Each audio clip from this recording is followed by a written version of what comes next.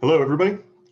So kind of looking at this very first example of a client who did have that luxury of being able to make a relatively clean break from their legacy system, archive off their data, and make the move to ServiceNow. I had the personal pleasure of working with a world-renowned children's healthcare provider. And at the time we were working with them, information security was a board level priority, but they were locked into a legacy system that wasn't affording them sufficient flexibility, and it was siloed off and only being used by those information security teams. So they were facing a lot of reporting challenges, abilities to integrate well with the wider business and provide that risk intelligence and things to other first line functions, and really make sure that that board level priority was demonstrably being met. So when they started making this strategic decision to align to ServiceNow, they were fortunately already using the platform in many other areas of their business, much like Brian and Teresa have touched on. So the prospect of being able to provide that familiar user experience was very exciting. That said, their legacy use cases, they were using the Lockpath GRC solution,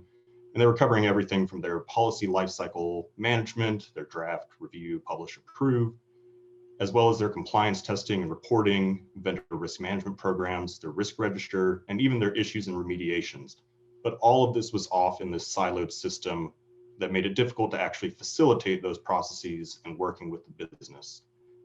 Now, they faced the fortunate case where they didn't have strong regulatory mandates or internal mandates to maintain any of this information that they had in their legacy solution and to bring it forward into ServiceNow. And so that's what ultimately drove them to take this kind of archive approach, simply saving off the data from their legacy system, maintaining it in case it ever needed to be referred back to in the future, but using this as an opportunity to really transform their programs and processes to meet this board level priority, as well as to support another key driver of their use case, which was increasing cloud adoption and the need to have better interfaces with the IT teams that were facilitating these transitions into the cloud. So as we worked with them, this turned out to be a really prime example of where making that clean break, and they leveraged those agile quick starts, which Jay and Brian mentioned, to rapidly get their GRC programs stood up on ServiceNow and really provide that quick time to value so that they could demonstrate forward progress on meeting these board priorities. So we worked with the client to understand what some of their existing processes within Lockpath were around these various use cases, helping them to then understand how they could adapt and streamline these processes, weeding out some of those complex touch points, unnecessary toll gates and things that had worked their ways into the process over time, and really trying to streamline them so that they would be better positioned to work with the business on ServiceNow and provide visibility as well as a positive customer experience for these first line functions that they'll now be working with. So the key driver for their success ultimately ended up being really how much change could the organization adopt and manage within a short period of time. And so we looked through our portfolios of agile quick starts covering their use cases and ultimately settled on about a 12-week project to stand up all of these use cases. They were ready and willing to adopt this change to make this leap. And so working with them to understand that legacy Lockpath solution and where there are options to streamline through the agile quick starts, we worked with them through a standard approach to say, well, what were those reporting questions that they were originally trying to answer from their legacy solution?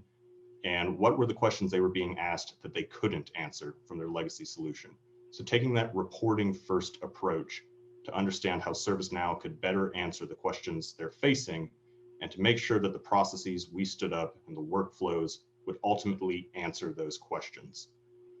We present them with just a quick series of easy decisions that can be made that will ultimately inform what that workflow looks like in ServiceNow, and we can quickly stand that up, providing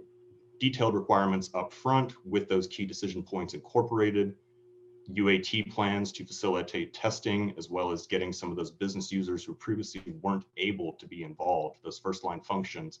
getting them involved in the UAT process so that they can participate and start seeing how this is going to transition the way the organization is managing risk and compliance by directly working with those first line functions. And with a training and communication plan and early frequent previews of what this build was, they're ultimately well prepared to go live with a solution, adopt this level of change in these processes very quickly, and get everybody moving forward so that they were able to meet those board objectives, as well as start supporting these cloud use cases they were facing.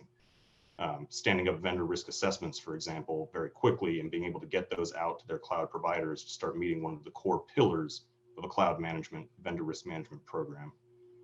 But just to kind of wrap up the journey here, what ultimately helped make this successful for the client was that willingness and flexibility to transition from their legacy processes and streamline them. So spending that time up front to understand what their process was and what it could be on ServiceNow, while eliminating some of those time sinks that had crept in, having a clear reporting vision of what questions they would now be able to answer in ServiceNow that they couldn't answer before, and making that reporting available to those first line functions and executive stakeholders. And understanding that this was a transformation for the organization, starting from a minimum viable product that would meet the needs, but leave them flexibility to grow in their program and process over time as new use cases arise. And they helped avoid a lot of the pitfalls we see with clients when they're making this transformation of overly customizing ServiceNow to either accommodate legacy data, which fortunately they didn't need to, or to force a legacy process that really wasn't flexible enough to carry forward into this business-facing version of the world.